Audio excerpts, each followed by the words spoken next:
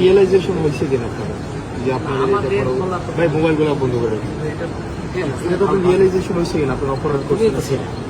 আমরা তো ছিলাম বলতেছি স্যার, আমরা তো আপনারা অপরাধ করছেন যে ছাত্রলীগ নির্যাতন নিপীড়ন করছে, আপনারা এগুলার ইন্ধন দিচ্ছেন, এগুলো নিয়ে স্যার আপনার অনুতপ্ত কিনা স্যার? তোমার কথাগুলো কেমন না আসলে কেমন না স্যার? আপনি তুমিও তো আমাদের মধ্যে না, আমি আপনাদের মধ্যে ছিলাম না, আমি আপনাদের বিরোধিতা করছি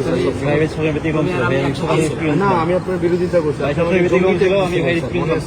আপনি আমার জঙ্গি ট্যাগ দিয়েছিলেন ওই ইয়াতে রেস্টা বিল্ডিং এ, আপনি বলছিলেন আমি জঙ্গি। তুমি জঙ্গি? আপনি আমি এটা বলছিলেন স্যার। এবং না স্যার, বিশ্ববিদ্যালয় স্যার আপনাকে সাক্ষী রেখে ছাত্রলীগ নির্যাতন নিপীড়ন করছে, তখন আপনারা কিছুই বলেন না। এবং স্যার রিয়েলাইজেশন হলে তো ফাইন, আপনারা আমাদের সমাজের বিবেক, রিয়েলাইজেশন এটা হয় কিনা যে স্যার এটা অত্যাচার আপনাদের এই রিয়েলাইজেশন হয় কিনা স্যার? আমাদের বলা তো ওইটা তো বলো, প্রত্যেকটা মানুষের ব্যক্তিগতভাবে মনে করি যে কোনো অন্যায় হইলে সেটা স্যার আপনার সময় অন্যায় হয় না বিশ্ববিদ্যালয় স্যার, গেস্টরুম গণরুম অন্যায় হয় না? গেস্টরুম গণরুম তো ধারাবাহিকভাবে প্রক্রিয়া চলে আসে। এটা আপনার সময় ছিল না? আমার সময় ছিল, কিন্তু আমার কিন্তু উদ্যোগগুলো আমারই নেওয়া ছিল। নিরসনের না হাসনাত, এটাও তুমি হিসাবে নিয়ে আপনাদের লেখা পড়ার তারপরে হচ্ছে কাজের মধ্যে এই জিনিসগুলো আসা উচিত, রিফ্লেকশন হওয়া এটাও উচিত। তুমি স্বীকার করবা যে পদক্ষেপগুলো সেগুলো কিন্তু আমি নিয়েছিলাম।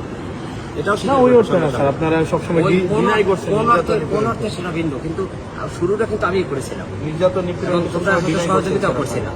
না ডিনাই করাটা অন্য জিনিস, ডিনাই করাটা তো অপরাধ। যারা প্রক্টর স্যার ছিলেন উনি বারবার ডিনাই করছেন।